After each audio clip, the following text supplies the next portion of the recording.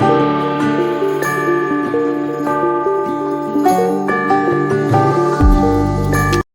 वालेकुम रहमतुल्लाहि वबरकातुहू। Welcome students to physics learning family. मैं हूं मुज्तबा मंजूर। आज की वीडियो में हम सेक्शन सी पीवाईक्यू जो हमने उठाया था सीबीएसई क्लास 12 फिजिक्स मार्च 2025 में जो एग्जाम कंडक्ट हुआ उसका सेट 1, तो हमने इसका सेक्शन ए और सेक्शन बी कवर किया, जो आप प्लेलिस्ट में देख सकते हो। तो इस सेक्शन में हमें 7 क्वेश्चंस मिलेंगे, जिनकी पोजीशन होगी क्वेश्चन नंबर 22 से लेकर क्वेश्चन नंबर 28 तक। तो जो वेटेज रहेगा हर क्वेश्चन का वो 3 मार्क्स रहेगा। इस सेक्शन में हमें कंसेप्चुअल क्लैरिटी के अलावा हमारी प्रेजेंटेशन स्किल जो है, हमारा जो आंसर राइटिंग है, वो भी टेस्ट किया जाता है। तो चलिए हम सेक्शन सी के क्वेश्चन नंबर 22 को पहले उठाते हैं। क्वेश्चन नंबर 22 में आपको चॉइस दिया गया है, आपको ए और बी में से एक पार्ट करना होगा। ये वाला क्वेश्चन जो है ये करंट इलेक्ट्रिक का पार्ट है। इसमें हम पहले पार्ट ए को देख लेते हैं। पार्ट ए में 2 बैटरीज कनेक्टेड किए गए हैं पैरेलल। एक बैटरी का ईएमएफ हम यहाँ लिख रहे हैं E1 इक्वल टू 3 वोल्ट, और दूसरी वाली बैटरी का ईएमएफ 6 वोल्ट। सिमिलरली रेजिस्टेंस इनकी दी गई है, इंटर रेजिस्टेंस 0.2 ओम्स, एंड दूसरी बैटरी का ईएमएफ 0.4 ओम दिया गया है। ओके, तो जिस लोड के साथ ये कनेक्टेड है उसका वैल्यू जो होगा आर का वो 4 ओम दिया गया है। तो हमसे ये 3 वैल्यूज पूछे गए हैं। इक्विवेलेंट ईएमएफ क्या है कॉम्बिनेशन का, इक्विवेलेंट इंटर रेजिस्टेंस क्या है, या करंट कितना ड्राइव हुआ है उस कॉम्बिनेशन से। बिल्कुल सा आसान क्वेश्चन है ये। तो अगर हम यहाँ डायग्राम देखें, ये रहा पहली सेल, ये इसका इंटरनल रेजिस्टेंस है, this E1, this is R1। ये दूसरी वाली सेल है, इसका ईएमएफ E2 है, इंटर रेजिस्टेंस R2 है। तो इनको किसी कॉमन पॉइंट के साथ कनेक्ट किया गया है। लाइक से ये मैं इनके पॉजिटिव टर्मिनल को ए के साथ कनेक्ट करता हूँ, और यहाँ पर मैं इनके नेगेटिव टर्मिनल को बी पॉइंट के साथ कनेक्ट करता हूँ। ओके, तो ए और बी को आप किसी एक्सटर्नल लोड के साथ कनेक्ट कर लो। ओके बेटा, ये रहा एक्सटर्नल रेजिस्टेंस आर, जिसका वैल्यू 4 ओम दिया गया है। तो हम पहले पार्ट को उठाते हैं, इक्विवेलेंट ईएमएफ का वैल्यू। याद रखो बेटा फॉर्मूला, अगर कितनी भी सेल्स पैरेलल में कनेक्ट किए गए हैं having different EMFs and different internal resistance, you can use this formula. It is summation of E by R by summation of 1 by r. Summation means plus, यानी E1 by R1 plus E2 by R2 plus so on divided by 1 by R1 plus 1 by R2 plus so on. अगर 2 cell connect किए गए हैं, आप direct formula use कर सकते हो। पहली वाली सेल का ईएमएफ दूसरी सेल का इंटरनल रेजिस्टेंस मल्टीप्लाई कर दो, प्लस दूसरी सेल का ईएमएफ पहली सेल का internal resistance divided by the sum R1 plus R। ये आप यूज कर सकते हो। वैल्यू को पुट कर दो, आपको आंसर मिलेगा, it is almost 4 volts. E1 का वैल्यू पुट कर दो 3, ये ऑलमोस्ट 1.2 डिवाइडेड बाय सम 0.3, तो आपको 4 वोल्ट के आसपास मिल जाए, 4 वोल्ट मिलेगा आपको ये इक्विवेलेंट ईएमएफ। तो इंटरनल रेजिस्टेंस अगर आपको नेट फाइंड करना है, आप जरा यहाँ से इस वाले फिगर को गौर से देखो। इस वाली ब्रांच का अगर आपसे कोई पूछे रेजिस्टेंस, तो ये R1 है। दूसरी वाली ब्रांच का रेजिस्टेंस ये तो R2 है। तो आप अगर इस कॉन्फ़िगरेशन को लिख सकते हो ऐसे, यानी जो हमारा सर्किट है इसको आप रिड्यूस कर सकते हो। एक इक्विवेलेंट बैटरी जिसका ईएमएफ ई इक्विवेलेंट आपने अभी फाइंड किया 4 वोल्ट, और इसका जो इक्विवेलेंट रेजिस्टेंस है ये आपको फाइंड करना है। तो जैसा कि 2 सेल्स जो थे, 2 जो सेल्स की जो इंटरनल रेजिस्टेंस है ये पैरेलल में कनेक्ट किए गए हैं। तो पैरेलल में आपको पता होता है रेजिस्टेंस का फॉर्मूला होता है प्रोडक्ट डिवाइड बाय सम, यानी R1 into R2 divided by R1 plus. Okay, तो R1 का वैल्यू आप 0.2 into 0.4 divided by 0.2 plus 0.4, that is 0.6। Okay, तो this is 0.08, okay, divided by 0.6। Clear? तो ये पॉइंट और ये पॉइंट इधर आ जाएगा, इस 0.8 डिवाइडेड बाय 6, एंड जो हमारा इक्विवेलेंट इंटर रेजिस्टेंस का वैल्यू आएगा इट इज 0. दिस इज 1, तो यहाँ से बचेगा 2, इट इज 3 ओम्स, यानी equivalent internal resistance is 0.13 ohms. Now current कितना ड्राइव हुआ है? करंट का फॉर्मूला क्या होता है? Total voltage by total resistance. It is the E equivalent divided by the net resistance. Now जो हमारा सर्किट है, इसको आप एक रेजिस्टर के साथ भी कनेक्ट करते हो, है ना? ये R है। अब अगर मुझे आप बताइएगा, इस सर्किट का नेट वोल्टेज तो E इक्विवेलेंट है, and what is the net resistance? ये 2 रेजिस्टर सीरीज में हैं। तो आप यहाँ लिख सकते हो, it is E equivalent divided bye R plus R equivalent. Okay, और E इक्विवेलेंट का वैल्यू कितना आ गया था? 4 divided by R plus R is 4 plus 0.13। तो आंसर आ जाएगा 4 बाई 4.13। अब जब 4 को आप 4 से डिवाइड करते हो, आंसर 1 आ जाएगा। लेकिन अगर मैं 4 को डिवाइड करता हूँ 4.13 से, यानी 4 से थोड़ा ज़्यादा, तो यानी ये 1 से कम आ जाएगा। तो almost it is value will be 0 point some 9 something, 9 ampere. Okay, तो बिल्कुल इंटरमीडिएट का ये क्वेश्चन था, राइट? मीडियम लेवल का ये क्वेश्चन था। आपको आना चाहिएगा इक्विवेलेंट ईएमएफ का वैल्यू क्या होता है, इंटरनल रेजिस्टेंसेस का वैल्यू क्या होता है, जब आप पैरेलल जोड़ते हो, जब सीरीज जोड़ते हो। तो कॉम्बिनेशन ऑफ जो सेल्स है, इसको आप एक बार फिर जो है पढ़िएगा, अच्छे से पढ़िएगा। उनके जो फॉर्मूलेज हैं, उनको आप याद रखो। तो बी पार्ट जो हमारा है, a conductor of length L is connected across an ideal cell of EMF E, keeping the cell connected. The length of the conductor is increased to 12 by gradually stretching it. If R and R dash are initial and the final values of resistance, and VD and VD dash are the initial and final value of the drift velocity, find the relation between R dash and R and VD dash and VD. Okay. तो यहाँ resistance आपको पहले पता है कि resistance का value length के साथ क्या है? It is rho L by A। Okay, और ड्रिफ्ट स्पीड का क्या फॉर्मूला है in terms of the this current? It is NEA। हमारा जो फॉर्मूला है, I is equal to NEA VD, और VD का फॉर्मूला आएगा I divided by NEA। Okay बेटा, तो जब आप लेंथ को, यहाँ पर केस है कि आप लेंथ को स्ट्रेच करते हो डबल। ओके, तो अगर आप एक वायर ले रहे हो, आराम से सोचो, अगर आप ये वायर ले रहे हो, इस वायर का ये एरिया क्रॉस सेक्शन A है, और लेंथ जो है इसका L है। हम जब इसको स्ट्रेच करते हैं to the double of this length, यानी अगर आप लेंथ आप 12 ले रहे हो, अब मुझे बताइएगा क्या एरिया वही रहेगा? वॉल्यूम तो जितना मटेरियल पहले वाले केस में है, उतना मटेरियल दूसरे वाले केस में है। तो यानी यहाँ पर जो वॉल्यूम होगा, ये A टाइम्स L होगा। यहाँ पर भी V होगा, लेकिन it is not A times L now, it is now A dash. अब इसका क्रॉस सेक्शन बदल गया है और लेंथ बदल गया है। It is A dash L dash. Okay, यानी AL जो होगा, ये A डैश L डैश के बराबर होगा। क्लियर? नाउ L डैश आप डबल कर रहे हो, तो A dash new length is now 2L। आप यहाँ से एक L को कैंसल कर सकते हो। तो यानी जो हमारा एरिया होगा, क्रॉस सेक्शनल एरिया, नया क्रॉस सेक्शनल एरिया, जब आप लेंथ को डबल कर रहे हो, ये पुराने एरिया के हाफ के बराबर होगा। 2 चीज़ें आ गई आप। चलो, इसको आप मान लो first. Now R dash will be equal to, rho तो रो ही रहेगा क्योंकि मटेरियल को चेंज नहीं कर रहे हैं। L डैश के बदले आप यहाँ L dash by A dash लिख सकते हो, right? Is equal to rho L dash के बदले 2L आ जाएगा, और A डैश के बदले A बाय 2 आ जाएगा। तो that is 4 times rho L by A, यानी ये 4 टाइम्स R के बराबर आएगा। तो जो हमारा पहला पार्ट था, ये R डैश और R के बीच का रिलेशन, ये यहाँ पे आ गया कि R डैश का वैल्यू यहाँ 4R के बराबर आया। ये 4R के बराबर आया। ओके? चलो अब इसकी बात करते हैं। अब अगर एरिया ही चेंज हुआ हमारे पास, अब जब आपने लेंथ को डबल कर दिया, तो ड्रिफ्ट स्पीड तो चेंज हो जाएगा, because drift speed is inversely proportional to the area.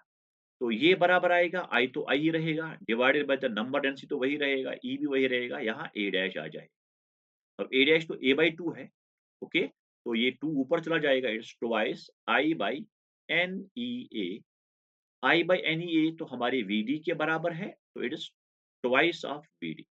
तो ये रिलेशन भी आ गया कि VD डैश जो है, ये twice of drift speed of जो पहला वाला केस। ओके? तो दोनों केस हमने यहाँ पहले पार्ट के कवर किए। When electrons drift in a conductor from lower to higher potential, जब आप एक कंडक्टर को बैटरी के साथ कनेक्ट करते हो, तो डेफिनेटली जो इलेक्ट्रॉन्स जो होते हैं, they rush towards the positive terminal of the battery. Okay, तो पॉजिटिव टर्मिनल का मतलब ये है कि ये हायर पोटेंशियल की ओर जा रहे हैं। कहाँ से? माइनस का मतलब है लोअर पोटेंशियल। तो क्वेश्चन कह रहा है, does it mean that all the free electrons of the conductor are moving in the same direction? क्या सारे फ्री इलेक्ट्रॉन, जितना भी इलेक्ट्रॉन का गैस अंदर है कंडक्टर में, ये रश करते हैं towards the positive terminal, right, in the same direction? बेटा डायरेक्शन की सेम नहीं होती है, क्योंकि जब आप इलेक्ट्रॉन का फ्लो देखते हो ना, दे इलेक्ट्रॉन जो है ये कोलाइड करते हैं आयन्स के साथ, ये कोलाइड करते हैं एक दूसरे के साथ, विद रिजल्ट देयर डायरेक्शन जो है वो रैंडम होती है। हाँ, वो नेट डायरेक्शन जो है मोशन का वो सेम रहता है। Net overall direction that is towards the positive, no issue. But जो हमारा इलेक्ट्रॉन की जो डायरेक्शंस है, ये सब सेम नहीं रहते हैं, क्योंकि कोलिजन में इनका डायरेक्शन चेंज हो जाता है। तो यानी इसमें आप सेकंड पार्ट का जो आंसर लिखोगे, ये आप सीधे से लिखोगे no, right? No average, I can say average motion is towards positive potential, और I can say higher potential. Okay, तो जैसे कि यहाँ पे अगर मैं यहाँ पे आपको दिखाऊँ, ये अगर एक कंडक्टर है, तो आप देखिएगा यहाँ इलेक्ट्रॉन, राइट, यहाँ कोलाइड कर गया, तो इधर आ गया, फिर इधर गया, तो ये ज़िगज़ैग पाथ भी नहीं, ये ऐसे रैंडम पाथ को फ़ॉलो करता है। मगर एक कशिश सी है यहाँ पे, पॉज़िटिव जो है ये इसको कंटीन्यूअसली पुल कर रहा है अपनी ओर। मगर जो हमारा इलेक्ट्रॉन है बेचारा, ये धक्के की ज़िंदगी गुज़ार रहा है, इसको धक्के दे रहे हैं सारे के सारे, विद द रिज़ल्ट इनकी डायरेक्शन जो है वो स्ट्रेट सेम नहीं होती है। कोई इधर जा रहा होगा, कोई उधर हो जा रहा होगा, है ना? तो सेम नहीं रहती है यहाँ पर। तो यही इस क्वेश्चन का भी आंसर है कि आप यहाँ नो लिख सकते हो कि नहीं, सेम नहीं रहती है, क्योंकि इलेक्ट्रॉन जो है ये कोलाइड करते हैं with the ions, with the other electron. Okay, तो चलिए नेक्स्ट क्वेश्चन की ओर। Question 23, it is based on the Biot Savart's law, we have to derive an expression for the magnetic field due to a circular current carrying loop at a point on its axis. और उसके बाद हमें उसके centre के ऊपर find करना है magnetic field, वो इसका स्पेशल केस रहेगा। तो चलिए हम इस डेरिवेशन को कर लेते हैं। तो ये आसान सा डेरिवेशन है, बस आपको प्रैक्टिस करनी है इसकी। एक्सपेक्ट कर सकते हो आप इस क्वेश्चन को फिर एक बार फिर। तो let us, we can say we have हम एक करंट कैरिंग लूप को लेते हैं। ओके, तो ये रही इसकी एक्सिस।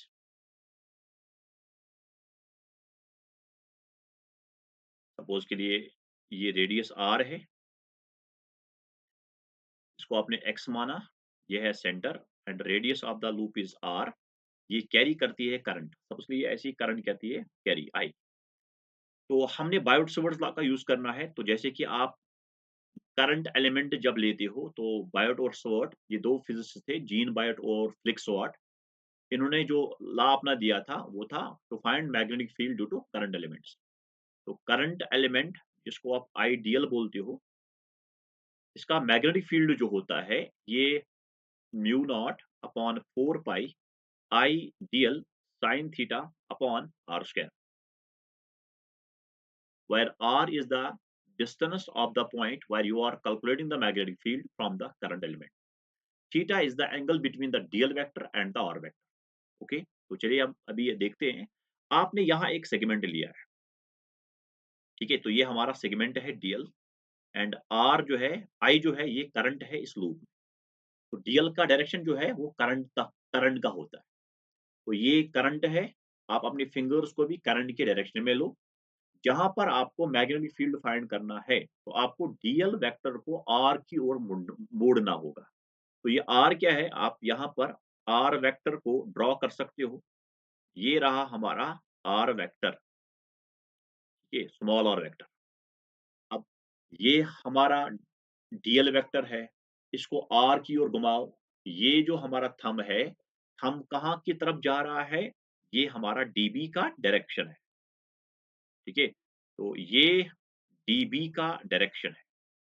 इस तरफ हमारा जो थंब है, आप यहाँ देख सकते हो, ये हमारा डीएल वेक्टर है। इस डीएल वेक्टर को आर वेक्टर की ओर घुमाओ, आपको ये जो थंब है, ये आपको डीबी का डायरेक्शन देगा। ये आपको डीबी वेक्टर का डायरेक्शन देगा। बात को समझना बेटा, ठीक है? तो चलिए हम इस डीबी वेक्टर को जब हम रिज़ॉल्व करते हैं, तो आपको लेट्स से ये इसकी एक्सिस है, इस एक्सिस को हम आगे बढ़ाते हैं।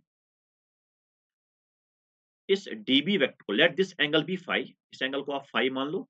तो डीबी को आप अगर आप रिज़ॉल्व करते हो तो यहाँ से आएगा डीबी साइन फाई और इस डायरेक्शन में डीबी कॉस फाई आ जाएगा। ओके?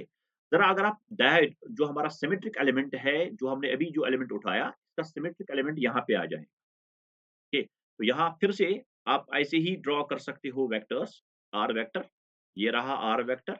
और अब बताइए अब हमारा करंट इस डायरेक्शन का होगा और आर को आप ऐसे घुमाते हो, हमारा थंब इस तरफ जा रहा है। तो आप यहाँ ये जो हमारा मैग्नेटिक फील्ड होगा वो कुछ इस तरह का होगा।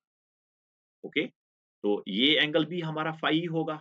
अगेन आप इसको तोड़ो, तो जो हमारा ये जो मैग्नेटिक फील्ड का जो नेट जो वैल्यू होगा, ये सर्वाइव करता है along the axis of the coil.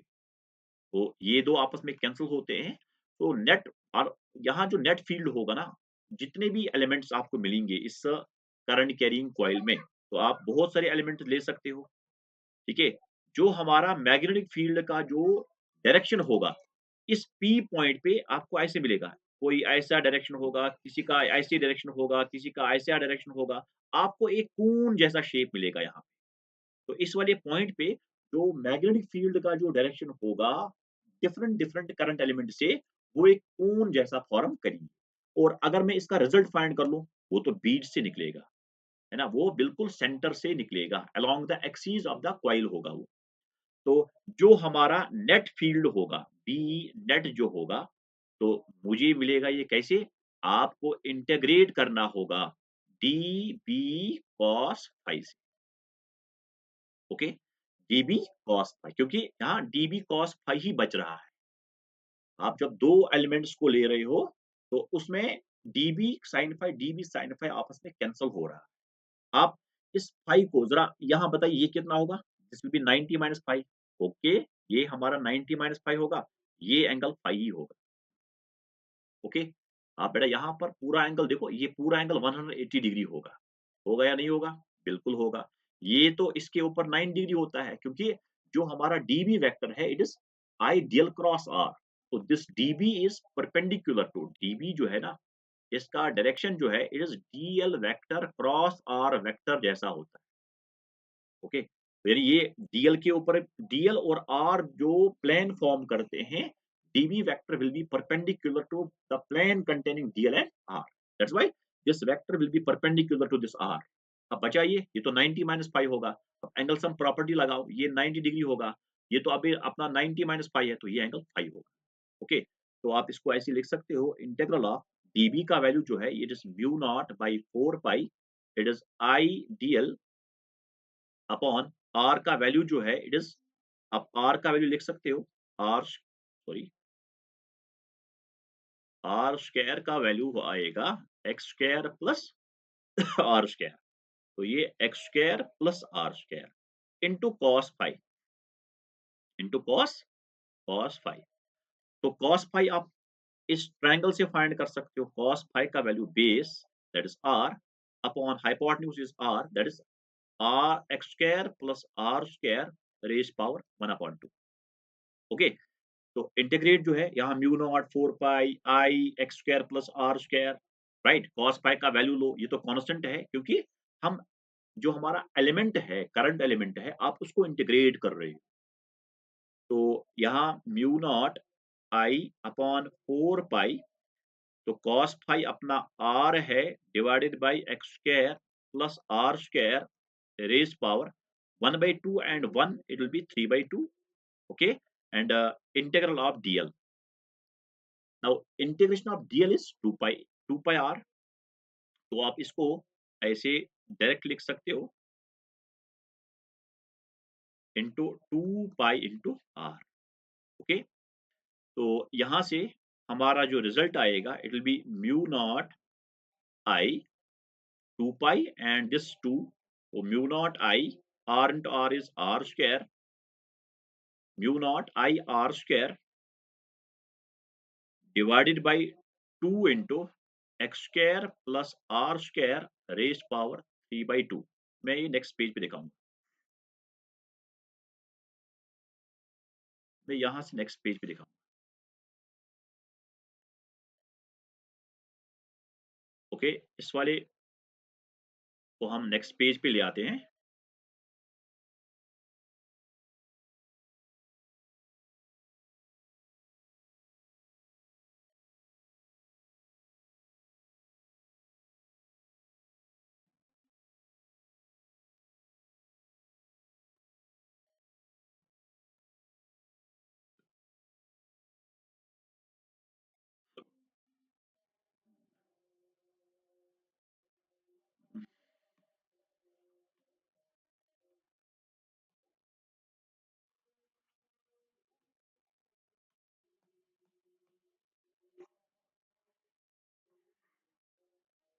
मैं यहां से लिखता हूं इसको।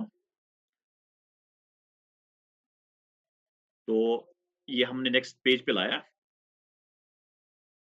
तो मैं इसको लिख सकता हूँ cos फाइव का वैल्यू आपने लाया, it is r by x square plus are square, तो mu not upon 4 pi I into cos five is r by x square plus are square, and x square plus are square जो है ये raise power 1 by 2 भी है, तो it is X square plus are square raise power 3 by 2 into integral of dl, it is 2 pi into R.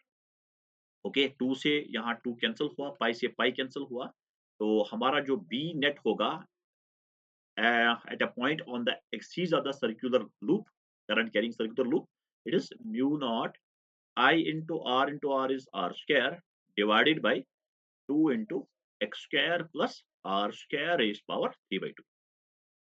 Okay, question में ये भी पूछ रहा है कि सेंटर पे क्या है बेटा, तो आप यहाँ स्पेशल केस लिख सकते हो, स्पेशल केस एट सेंटर। तो सेंटर पर आप जरा चेक कर लो, चेक कर लो बेटा, सेंटर पे जब आप p को सेंटर पे ला रहे हो, आप x को कम कम कर रहे हो और सेंटर पे x का वैल्यू 0 होगा। ओके, तो सेंटर पे x का वैल्यू 0 होगा, तो at centre x equal to 0 यहाँ पुट कर दो, आपको b का वैल्यू मिलेगा mu naught I R square upon 2 into R square is power 3 by 2, it is R cube, R square से क्यूब कैंसिल हुआ, तो आंसर आ गया mu naught I divided by 2r। Okay, तो अगर n टर्नर्स है तो आप यहां लिख सकते हो n।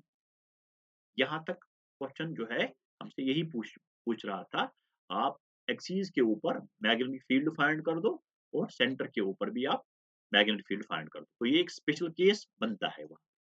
तो आप इस डेरिवेशन की प्रैक्टिस कर लेना, you can expect this again. Okay, next question की ओर चलते हैं।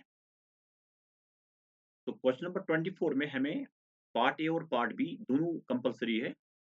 पार्ट ए जो है इट इज इंडक्टेंस, हमें प्रूव करना है energy required is to maintain the current I, it is half L I square, and part B में हमें हमारे पास air filled current carrying solenoid है, हमें energy magnetic energy density prove करना है, it is B square by 2 mu naught. Okay, चलिए हम पार्ट ए को देखते हैं।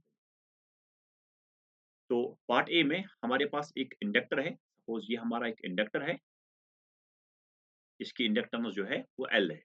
तो अगर हम करंट आई इसमें फ्लो कराना चाहते हैं, इसमें एक ईएमएफ इंड्यूस होता है और जिसका value minus L D I by D T होता है।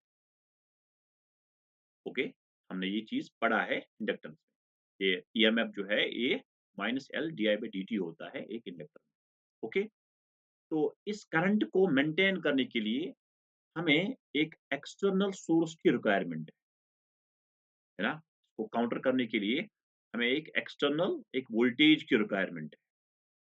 ओके, तो इस बैटरी का जो ईएमएफ होना चाहिए obviously that should be the positive, plus L D I by D T, ताकि जो करंट आई है ये मेंटेन हो जाए। तो ये तो हमारा एक्सटर्नल बैटरी का ये ईएमएफ है, ताकि ये करंट आई को मेंटेन करे, और करंट का मतलब होता है rate of flow of charge. तो अगर हमें सपोज के लिए हम किसी इंस्टेंट पे हैं, हमें स्मॉल अमाउंट ऑफ चार्ज को इस इंडक्टर में फ्लो कराना है।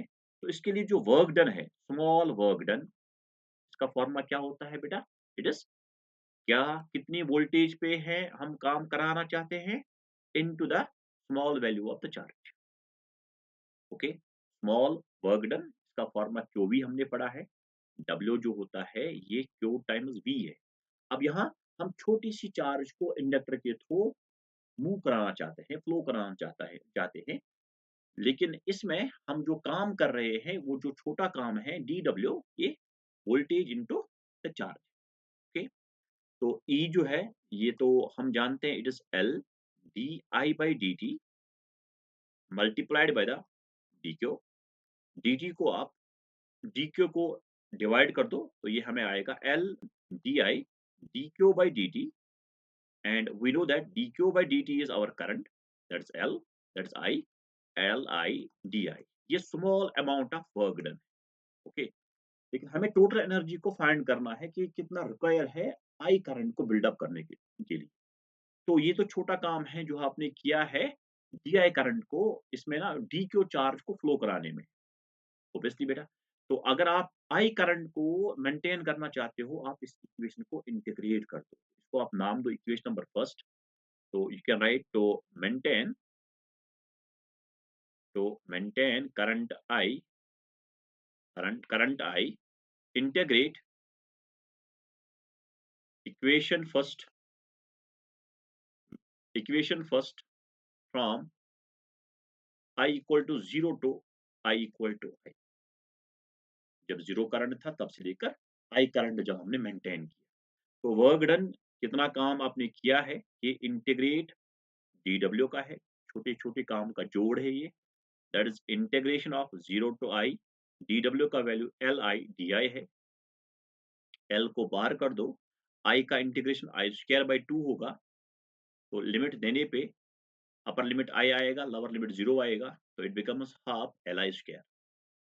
तो ये जो वर्क डन है ये इसमें स्टोर रहता है, तो इसका मतलब है जो एनर्जी जो रिक्वायर है इसमें करंट आई को मेंटेन करने के लिए, that is half L I square.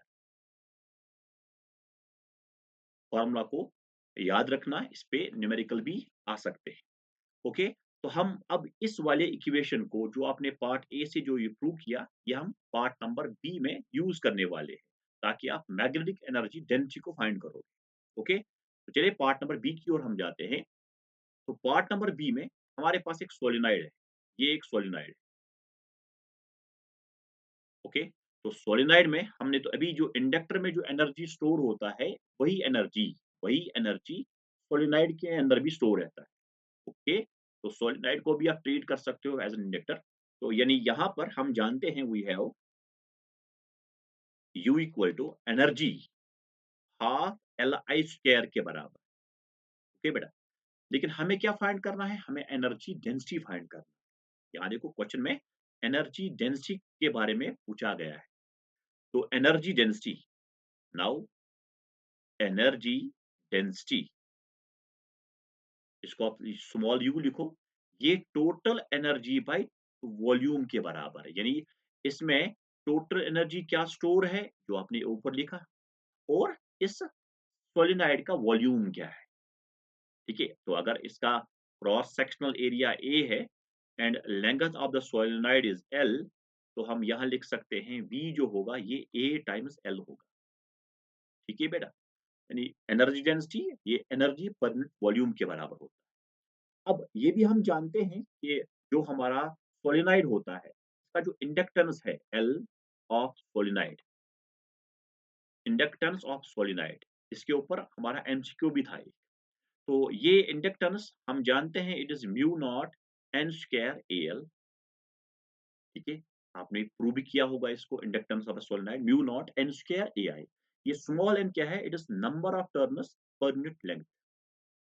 Okay, तो चलिए इस एल को यहाँ पुट करते हैं, और simply we can write energy density is equal to energy के बदले आप एल के बदले mu not N square A L times I square, okay, divided by the volume, volume is our A times L. यहाँ से A L cancel हुआ, तो हमारा आंसर जो है it is 1/2 of mu naught N square and I square.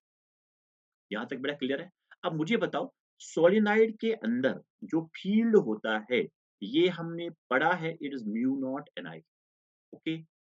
तो हम यहाँ से एक काम करें, एन के ऊपर भी स्क्वायर है, आई के ऊपर भी स्क्वायर है।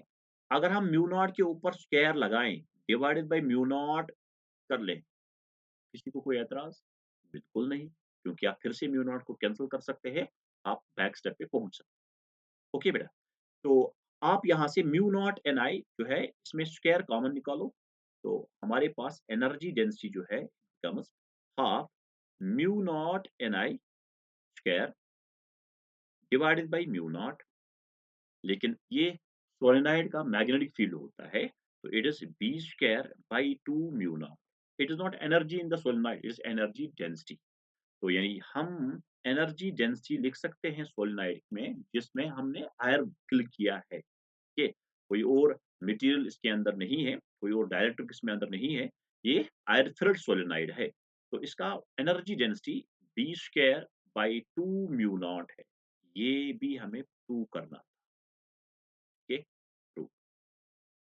तो बिल्कुल आसान सा क्वेश्चन है, डेरिवेशन बेस्ड था, तो आप इसकी और प्रैक्टिस कर लेना ताकि आपका हाथ जो है वो सेट हो जाए। ठीक है? इसके ऊपर जो ऑब्जेक्टिव्स है या इसके ऊपर जो न्यूमेरिकल्स है, जो कि एनसीईआरटी में है, एनसीईआरटी के एक्सरसाइज में है, वो आप ज़रूर लगाना, इम्पोर्टेंट है। क्वेश्चन नंबर 25, इसमें भी आपको 2 पार्ट मिलेंगे, दोनों कंपल्सरी है। तो पहले हम पार्ट नंबर ए को देख लेते हैं। पैरेलल प्लेट कैपेसिटर, बिल्कुल इलेक्ट्रोस्टैटिक्स में जो कैपेसिटर आपने पढ़ा, उसका डाटा आपको पता होना चाहिए, equations and all that.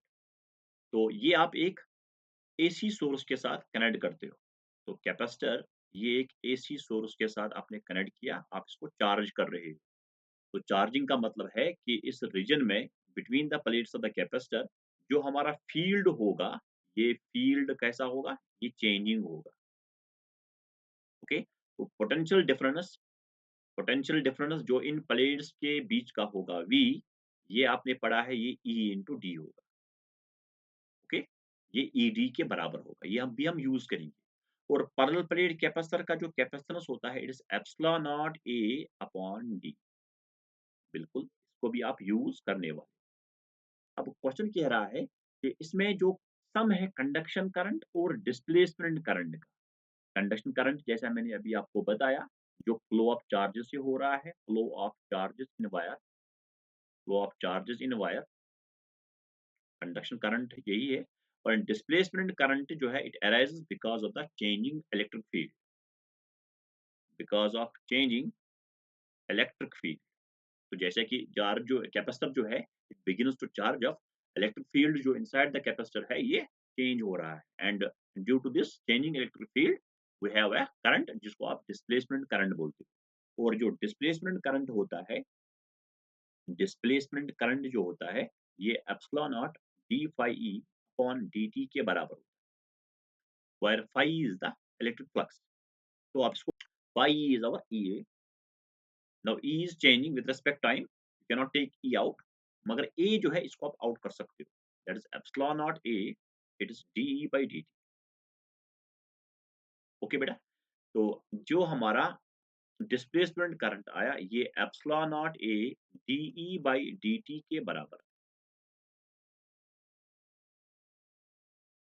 Now next we have the conduction current IC। Current भी ये तो चेंजिंग करंट है, तो जब भी करंट चेंज होता है हम rate of change of charge लिखते हैं, rate of change of charge dq by dt। Now we have q equal to CV for a capacitor Q जो होता है ये CV होता है as per the capacitor equation. तो d by dt of Q is CV। Now C we can take out, and for a capacitor C is equal to epsilon naught A by D, that is epsilon naught A upon D, it is dV by dt, right? It is dV upon dt, okay? तो आप V के बदले ED लिख सकते हो और D को आप बाहर कर सकते हो। आई कैन राइट हियर, मैं एक ही स्टेप में इसको कवर कर रहा हूँ यहाँ पे।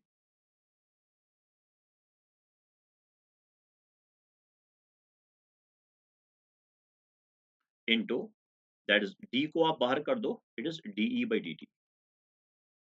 यहाँ से डी कैंसिल हुआ, तो जो कंडक्शन करंट है इसका भी वैल्यू आपको आया epsilon naught A DE by D T. आप दोनों इक्वेशन को चेक कर लो, क्या ये सेम है? क्या ये इक्वेशन और ये इक्वेशन क्या सेम है? बिल्कुल सेम है। यानी जब करंट कैपेसिटर प्लेट तक आता है, वो विया कंडक्शन करंट आता है, जिसका value epsilon naught A DE by D T है। और कंडक्शन जो है, जो करंट है between the plates the capacitor, it is in the form of changing electric field. तो कैपेसिटर स्टोर भी करता है energy in the region in the form of electric field. तो ये इलेक्ट्रोमैग्नेटिक वेव का फॉर्मेशन वहां पे है between the plates the capacitor because the changing electric field, जिसको आप मतलब इस करंट को कंटिन्यूटी के लिए ना, कंटिन्यूटी इक्वेशन जो है उसको ओबे करने के लिए हम यहाँ पर एक ब्रिज यूज करते हैं, जिसको आप डिस्प्लेसमेंट करंट बोलते हो, एंड जिसका वैल्यू बिल्कुल एग्जैक्टली उसी के बराबर है जो कि हमारा कंडक्शन करंट। तो यहाँ से हम ये भी लिख सकते हैं अब, तो देयरफॉर वी कैन राइट जो हमारा वेट जो हमारा सम है आईसी प्लस आईडी का, अब दोनों का वैल्यू सेम है, तो आप जब ऐड करोगे तो डेफिनेटली हमें एक कांस्टेंट वैल्यू मिलेगी, ये चेंज नहीं होगा। जितना वैल्यू आईसी का है उतना वैल्यू आईडी का है। तो इस तरीके से आपने इसका पार्ट नंबर ए कवर किया, आपने शो किया कि जो कंडक्शन करंट है और जो डिस्प्लेसमेंट करंट है, इनका सम जो है एक कांस्टेंट है।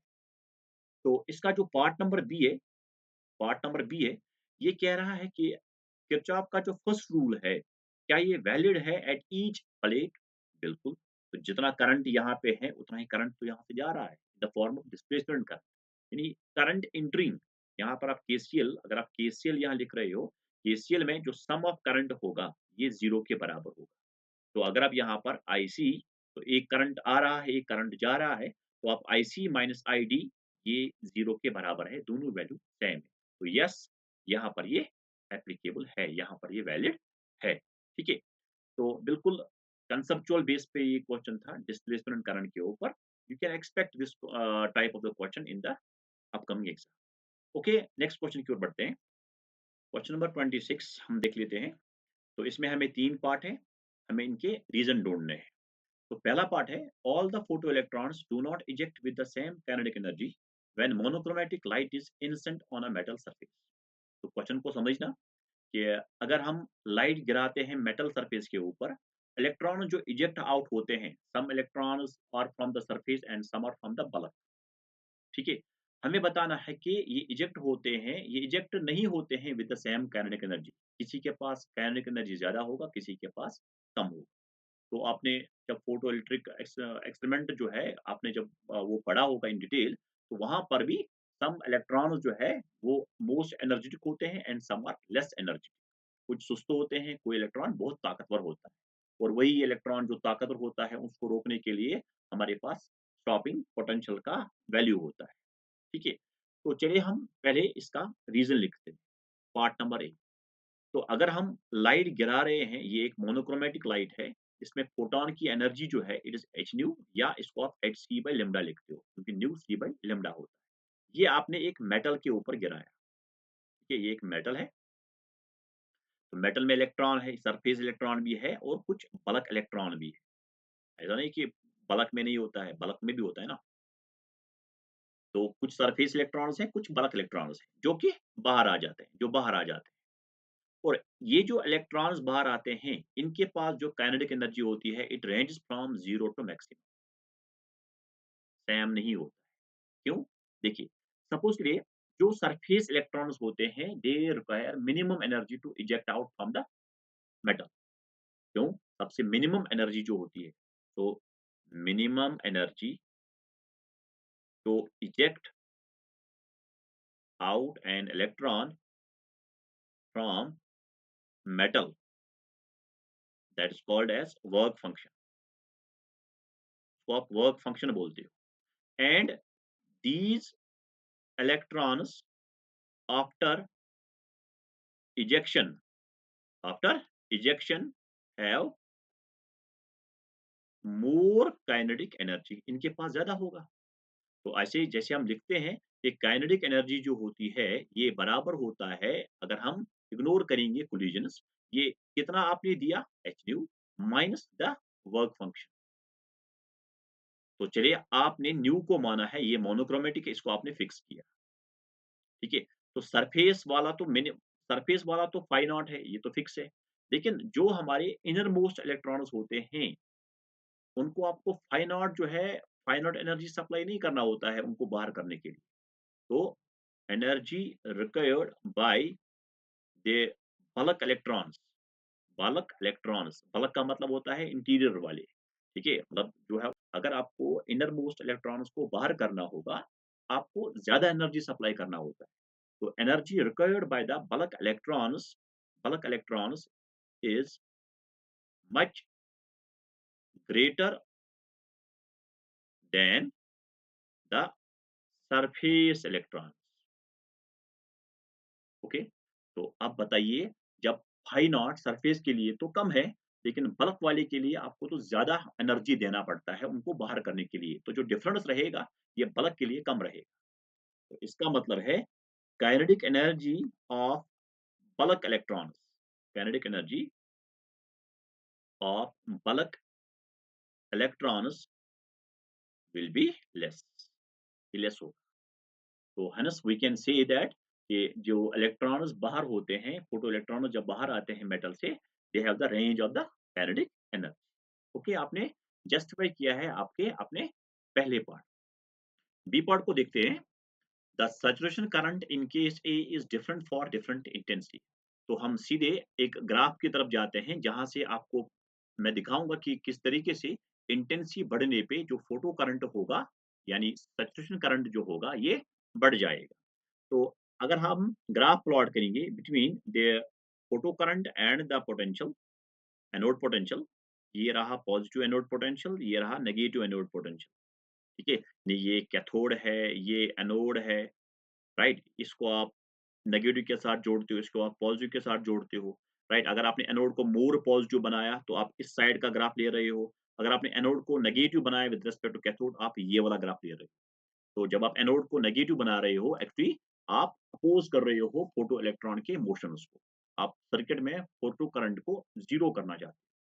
तो चलिए हम सबसे पहले जब हम ग्राफ प्लॉट करते हैं कि किसी पर्टिकुलर इंटेंसिटी का, तो ग्राफ लुक लाइक्स दिस, कुछ इस तरह का ग्राफ आपको मिलता है। पहले फोटो करंट बढ़ता है, राइट? ये ऐसा पॉइंट है जब सारे इलेक्ट्रॉन सर्किट में रन कर रहे हैं। जो फोटो इलेक्ट्रॉन जो भी इजेक्ट आउट होते हैं, वो सर्किट में कॉन्स्टिट्यूट करते हैं फोटो करंट को, and it reach to a maximum value, जिसको कहा जाता है सैचुरेशन करंट, ओके? अब इस साइड में जब आप ग्राफ ले रहे हो, तो आपने एनोड को नेगेटिव बनाया है। एक्चुअली आप फोटो करंट को ज़ीरो करना चाहते हो, और इस नेगेटिव पोटेंशियल को हम बोलते हैं स्टॉपिंग पोटेंशियल। ओके, इसको आप स्टॉपिंग पोटेंशियल बोलते हो, यानी at this negative value of the voltage between anode and cathode, photo current जो है सर्किट में ये जीरो पे पहुंच जाता है। तो चलिए, आपने अगर इंटेंसिटी को बढ़ाया, सपोज ये इंटेंसिटी 1 के लिए आपने ग्राफ प्लॉट किया।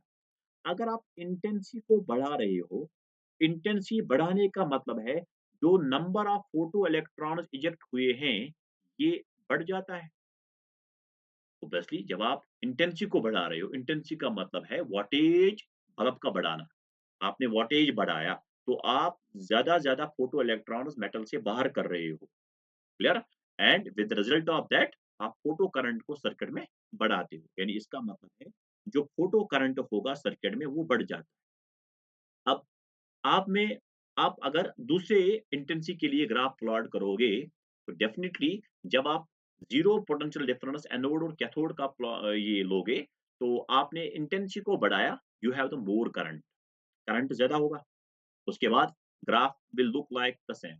जो प्रीवियस आपने ग्राफ प्लॉट किया ऐसा ही मिलेगा, बट थोड़ा शिफ्ट आपको मिलेगा ऊपर की ओर। तो ये इंटेंसिटी सेकंड के लिए है, एंड जो हमारा स्टॉपिंग पोटेंशियल होगा ये सेम रहेगा, क्योंकि आप फोटो इलेक्ट्रॉन्स की एनर्जी को नहीं बढ़ाते हो। आपने फ्रीक्वेंसी को फिक्स किया है, आप बस उनके नंबर को बढ़ा रहे हो। You cannot increase the energy of the ejected photoelectrons, energy of the ejected photoelectron. That's why stopping potential जो है वो ये वही रहेगा। सिमिलरली आपने और इंटेंसिटी को बढ़ाया तो ग्राफ भी कुछ इस तरीके का होगा, I think. And stopping potential जो है ये सेम रहेगा। तो stopping potential does not depend on the intensity.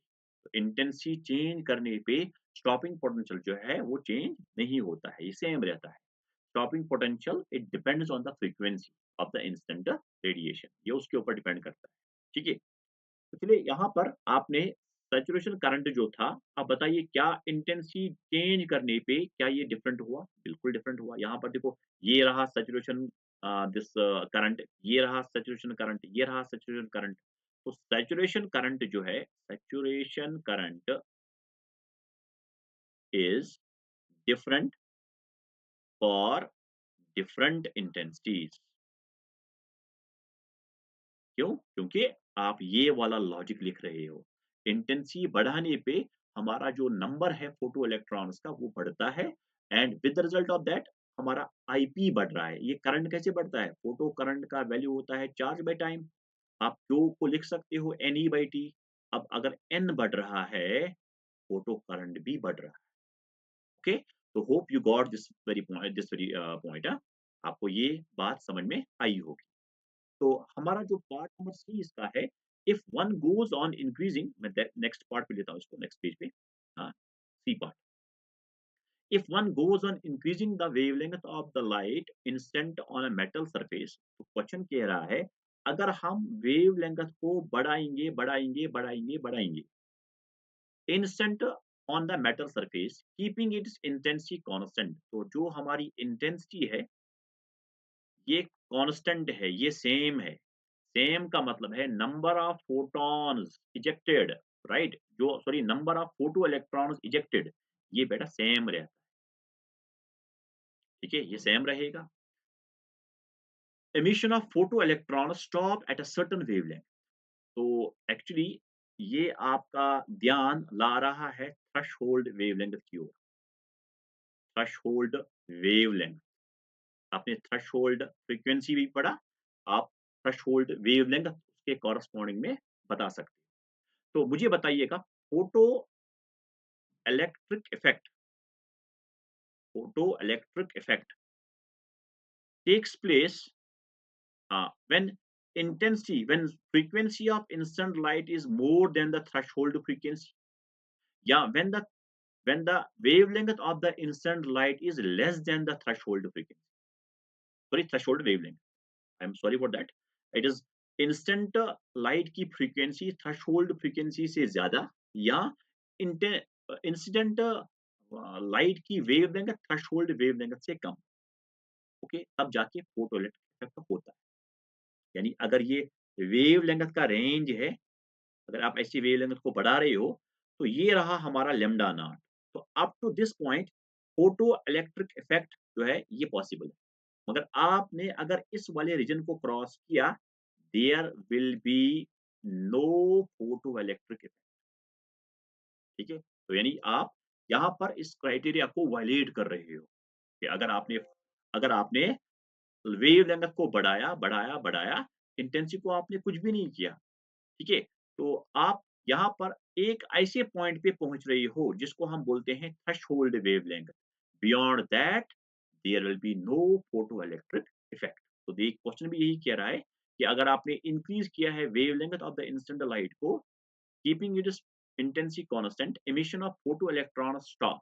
तो यहाँ पर आप लिख सकते हो कि फॉर यहाँ beyond lambda naught, beyond lambda naught, no photoelectric effect will take place.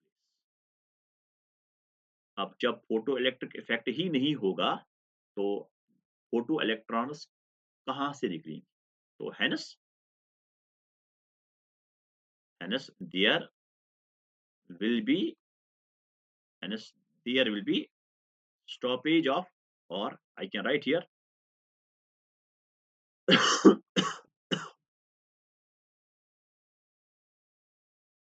hence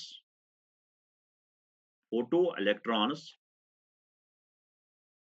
hence photoelectrons stop emitting.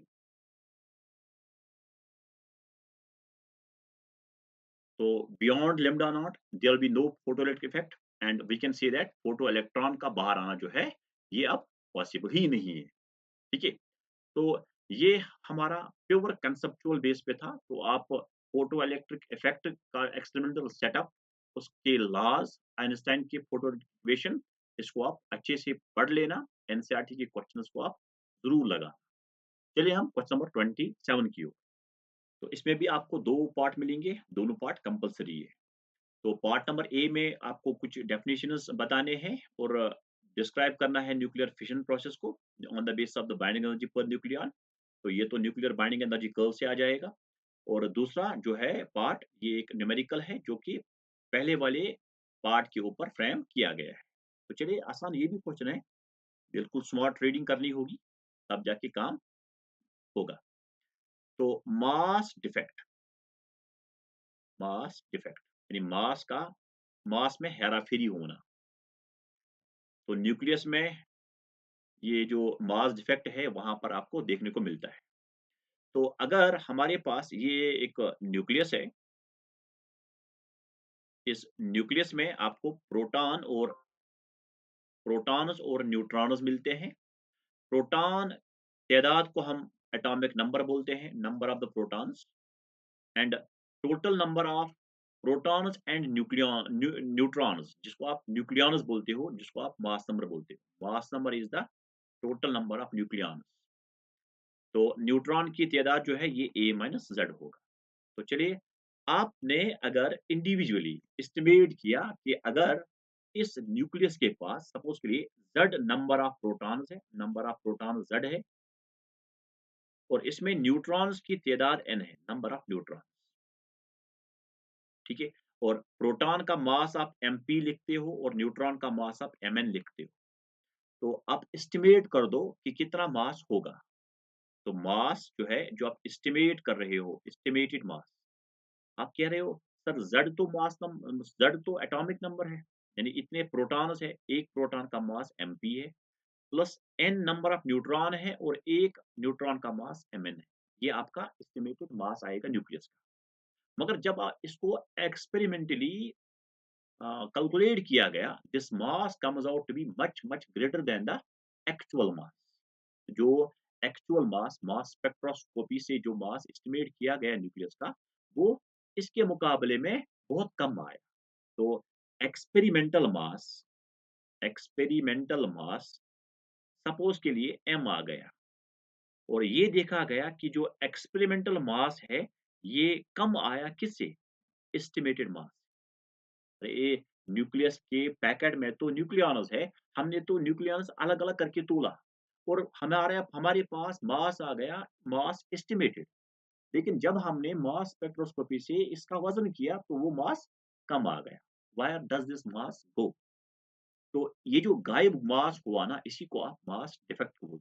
तो ये जो डिफरेंस है डेल्टा एम, तो ये बराबर होगा estimated mass of the nucleus minus the experimental mass of the nucleus.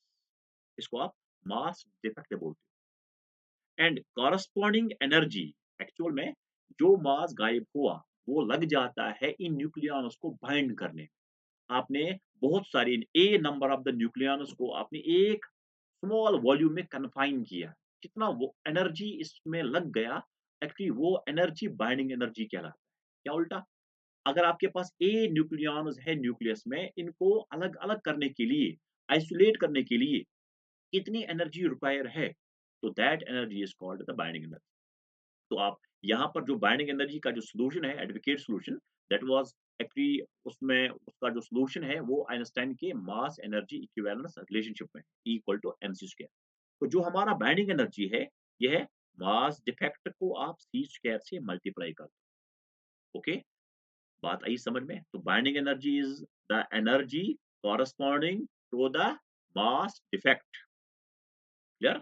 And mass defect is the difference between the mass, estimated mass and the experimental mass. Okay? तो उसके बाद fission process को ये समझा रहा है कि भाई आप किस तरीके से फिशन प्रोसेस को बता सकते हो on the base of the binding energy पर न्यूक्लियस। तो आप अगर बाइंडिंग एनर्जी ये पूरे न्यूक्लियस का है, तो ए मास नंबर का है, बी टोटल बाइंडिंग एनर्जी। तो आपसे एक न्यूक्लियॉन का बाइंडिंग एनर्जी पूछेगा, वो तो एस्टिमेटेड होगा पूरे न्यूक्लियस का, राइट? तो बाइंडिंग एनर्जी पर nucleon binding energy per nucleon. ये जो वैल्यू है ये हमें स्टेबिलिटी बताता है। बाइंडिंग एनर्जी पर न्यूक्लियन हमें स्टेबिलिटी बताता है, ठीक है? तो अगर बाइंडिंग एनर्जी पर न्यूक्लियन उम, ज़्यादा होगा तो मोर स्टेबल, अगर कम होगा तो लेस स्टेबल। तो जो हमारे हेवी न्यूक्लियर होते हैं, जो हमारे हेवी न्यूक्लियर होते हैं, इनका बाइंडिंग एनर्जी जो है, binding energy per nucleon, right? It is less, ये लेस होता है। तो ये टूट जाते हैं, ये डिवाइड हो जाते हैं कांस्टेंट न्यूक्लियस में, और उन कांस्टेंट न्यूक्लियस का बाइंडिंग एनर्जी पैरेंट न्यूक्लियस से ज़्यादा होता है। अब जो हमारे डॉटर न्यूक्लियस होंगे, जो कांस्टेंट न्यूक्लियस होंगे, वो मोर स्टेबल होंगे as compared to the parent nucleus. Okay? तो ये जो हमारा स्प्लिटिंग है, heavy nucleus into the lighter nucleus, right, into the intermediate nucleus, जिसको आप डॉटर न्यूक्लियर बोलते हो, इस प्रोसेस को आप न्यूक्लियर फिशन बोलते हो। तो हम बाइंडिंग एनर्जी पर न्यूक्लियन से भी कह सकते हैं कि न्यूक्लियर फिशन प्रोसेस जो है कैसे हो रहा है। तो आप नेक्स्ट स्लाइड में मैंने इसका एक सॉल्यूशन लिखा, तो आप इसका स्क्रीनशॉट उठा सकते हो। मास डिफेक्ट क्या है ये मैंने आपको समझाया, और बाइंडिंग एनर्जी क्या है ये भी समझाया, और ये जो हमारा थर्ड पार्ट था, न्यूक्लियर फिशन को आप बताओ on the base of the binding energy पर न्यूक्लियर। ओके, तो चलिए हम इसके पार्ट बी को देखते हैं। तो पार्ट नंबर बी जो इसका है, इस डी वन टू, तो न्यूट्रॉन में नंबर ऑफ प्रोटॉन 1 है और नंबर ऑफ प्रोटॉन 1 है और नंबर ऑफ न्यूट्रॉन 1 है। और यहाँ से पूछा गया है कि जो neutron contains a proton and a neutron and is a mass, तो एक्सपेरिमेंटल मास जो है न्यूट्रॉन का 2.013553 you, you is atomic mass unit, ठीक है? तो हमें मास डिफेक्ट कैलकुलेट करना है इन टर्म्स ऑफ यू और उसकी एनर्जी। ओके बेटा, तो चलिए हम पहले एस्टिमेटेड मास को फाइंड करते हैं। एस्टिमेटेड मास z times mp plus n times m, z n 1 है। What is mass of proton दिया गया है, ढूंढने की जरूरत नहीं है। 1.007277 प्लस एन बी 1 है इंटू मास ऑफ न्यूट्रॉन यहाँ दिया गया है 1.008665। ओके, इसको ऐड कर दूंगा। This is 7 plus 5 is 12, that is 7 plus 7 is 14, that is 2 plus 1 is 3, that is 9, and 7 plus 8 is, that is again, that is 15, 10.2, तो 2.015942 units, ये इसका एस्टिमेटेड मास है। अब मास डिफेक्ट, ये तो डिफरेंस होता है delta M, that is equal to estimated mass minus the experimental mass. Okay, तो डिफरेंस कर दो, इसका डिफरेंस लो, तो 2.015942, इसमें से आप सब्ट्रैक्ट कर लो 2.0135 and 3, this mass will come out to be, this is 12 minus 3, it is 9, 3 13, that is 8, 8 5, that is 3, and 2 0 0.0। तो जो हमारा मास डिफेक्ट आया ये 0.00238 यू आया। एक बार फिर आप कैलकुलेट कर लेना, ठीक है, अपने तरीके से। तो एनर्जी इक्विवेलेंट इन मेगा इलेक्ट्रॉन वोल्ट, तो आप जानते हो कि जो एनर्जी एनर्जी कन्वर्जन जो 1 यूनिट का होता है, यू के अकॉर्डिंग में होता है, ये 931.5 मेगा इलेक्ट्रॉन वोल्ट पर सी स्क्वायर। तो इसका मतलब है energy corresponds to this mass defect, it is delta M into C square. Okay, तो डेल्टा एम कितना आया 0.00238 इसको मल्टीप्लाई कर दो इस वाले नंबर से, तो 931.5। ओके बेटा, तो आ जाएगा 2.217 मेगा इलेक्ट्रॉन वोल्ट, यहाँ से सी स्क्वायर टर्म जो है ये कैंसिल हो जाएगा, इस वाले सी स्क्वायर टर्म। ओके, तो ये रहा बाइंडिंग एनर्जी का energy equivalent to the mass effect. Okay, तो चलिए नेक्स्ट क्वेश्चन की ओर, लास्ट क्वेश्चन, क्वेश्चन नंबर 28। इसमें आपको 3 पार्ट मिलेंगे, तीनों पार्ट कंपल्सरी है, लेकिन आसान है ये। इसमें आपको सर्किट डायग्राम बनाना है पीएन जंक्शन डायोड का, उसके बाद शेप बनाना है यानी ग्राफ प्लॉट करना है, उसके बाद 2 इन्फॉर्मेशंस बताने हैं that you can get from these characteristics. तो 2 इन्फॉर्मेशन आपको बतानी है। तो चलिए इसका जो ए पार्ट है, इस ए पार्ट में हम पहले सर्किट अरेंजमेंट।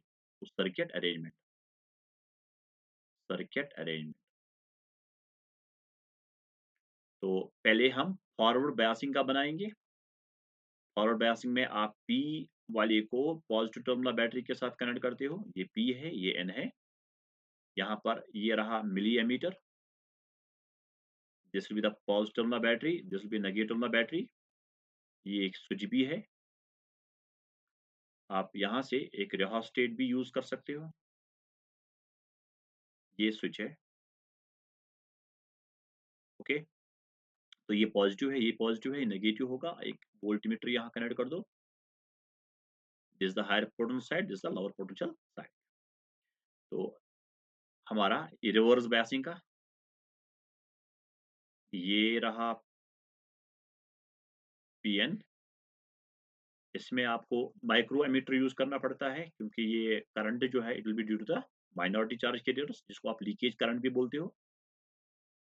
साइड को नेगेटिव मान लो, साइड को पॉजिटिव मान लो।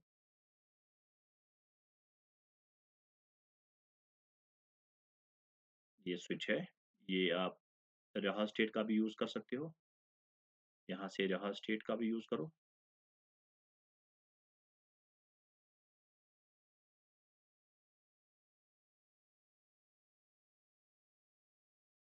ओके, ये की है। ये बैटरी जो है इसका वैल्यू ज़्यादा होगा as compare to this. Okay, तो इसका जो टिपिकल वैल्यू होगा ये 0 टू 3 वोल्ट तक चलेगा एंड ये लगभग 30 वोल्ट 35 वोल्ट तक चलता है। इसके बियॉन्ड में भी चल सकता है। तो ये रहा हमारा पी, ये रहा हमारा एन। ठीक है, तो पहला वाला पार्ट जो है इसका सर्किट डायग्राम आपको ड्रा करना था। तो उतना मतलब मुश्किल काम नहीं था ये। तो इसके बी पार्ट की ओर हम चलते हैं। तो बी पार्ट में आपको ग्राफ प्लॉट करना है। तो ग्राफ बिल्कुल इसका आसान है। इसमें आपको 4 क्वाड्रेंट्स बनाने पड़ते हैं। This is the forward voltage, इसको आप फॉरवर्ड वोल्टेज बोलते हो। तो यहाँ से रिवर्स वोल्टेज है। ये वाला करंट फॉरवर्ड करंट है, it will be in milli amperes. और ये रहा हमारा रिवर्स करंट, जिसको आप माइक्रो एमीटर के एम्पियर के ऑर्डर में लिखते हो। तो ग्राफ कुछ इस तरीके का होता है। ये पहले बढ़ता है, उसके बाद सीधे बढ़ता है। तो इस वाले वोल्टेज को हम बोलते हैं नी वोल्टेज, या इसको आप कट इन वोल्टेज भी बोलते हो, कट इन वोल्टेज। और ये ग्राफ जो है यहाँ से आप सीधे इसको ऐसे ले सकते हो। वेट, तो रिवर्स वोल्टेज जहाँ पर करंट एब्रप्टली बढ़ता है, we called that voltage as break down voltage. तो आप ब्रेक डाउन वोल्टेज बोलते हो। तो ये हमारा आईवी कैरेक्टरिस्टिक कर्व है पीएन जंक्शन डायोड का। तो नी वोल्टेज क्या है? ये फॉरवर्ड वोल्टेज है जहाँ पर आपने वोल्टेज थोड़ा बढ़ाया, current rises abruptly. Similarly breakdown voltage में ही हमने जीन डायोड को फिर डिजाइन किया। तो जीन ब्रेकडाउन वोल्टेज ये नेगेटिव रिवर्स वोल्टेज होती है जहाँ पर वोल्टेज फर्दर बढ़ाने पे करंट राइजेस एब्रप्टली। ठीक है, there is a avalanche of the we can say minority charge carrier. तो एक ह्यूज करंट वहाँ रिवर्स बायस में फ्लो करती है। तो पार्ट नंबर सी में हमें 2 इन्फॉर्मेशन बताने हैं। तो जैसे कि ग्राफ में भी आप देख सकते हो up to this knee voltage जो करंट है ये कम बढ़ता है। तो कम बढ़ने का मतलब है कि रेजिस्टेंस हाई है। तो यहाँ पे हम कह सकते हैं कि knee voltage up to knee voltage resistance of resistance of PN junction resistance of PN junction forward biasing में is high, then current increases exponentially. Current increases exponentially. यानी यहाँ देखो इस नी वोल्टेज के बाद करंट एक्सपोनेंशियली ग्रो करती है। तो एक और भी आप लिख सकते हो, जो ग्राफ है IV graph is non linear, ये भी नॉन लीनियर है। चलिए ये हमारा सेक्शन सी यहाँ कवर हुआ। हम सेक्शन डी जो कि केस स्टडी बेस्ड क्वेश्चंस होंगे, ये हम नेक्स्ट वीडियो में कवर करते हैं। तो तब तक के लिए अल्लाह, टेक केयर।